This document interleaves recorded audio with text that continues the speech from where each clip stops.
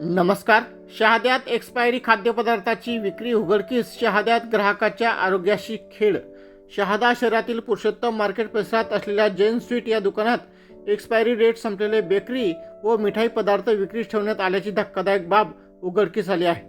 उद्योजक व सामाजिक कार्यकर्ते शशिकांत पाटील यांनी स्वतः खरेदी करत असताना ही गंभीर बाब निदर्शनास आणून दिल्याने शहरात एकच खळबळ उडाली आहे. शशिकांत पाटील यांनी दुकानातील कप केक, नानखटाई तसेच इतर बेकरी व मिठाई पदार्थ तपासले असता काही पदार्थांची मुदत संपलेली असूनही ते खुलेपणाने विक्री ठेवण्यात आल्याचे आढळून आले.